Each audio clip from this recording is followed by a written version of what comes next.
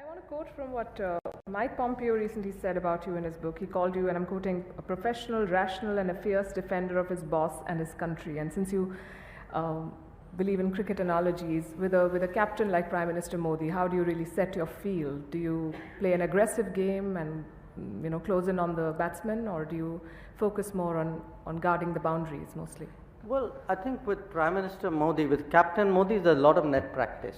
I mean, the net practice starts at 6 o'clock in the morning and goes on till fairly late.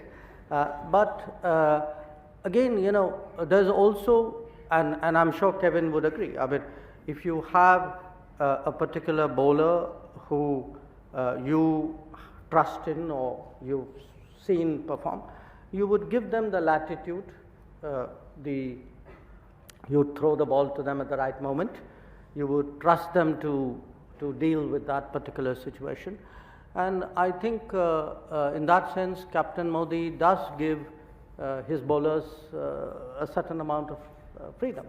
I mean, he expects you to take that wicket if he gives you the chance to do it. But I would also say some of it is watching the difficult decisions being taken. Kevin was speaking about the pandemic. I mean, all of us, if we look back at the last 3 years, the decision to lock down was a very, very tough decision.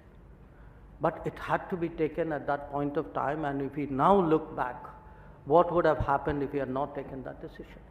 The decision to actually push the vaccines in the manner, the vaccine production in the manner in which it was done, because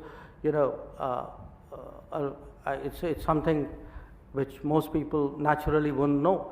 One of the reasons why Tony and I have been so closely in touch was through the pandemic we were working the raw materials flow for the AstraZeneca, for the Covishield vaccine. To have the confidence to be able to devise a program to vaccinate so much people, or even I would say the call to send vaccines abroad. There was a lot of questioning of that. I mean, today everybody says, yes, great idea, we gave vaccines to 100 countries.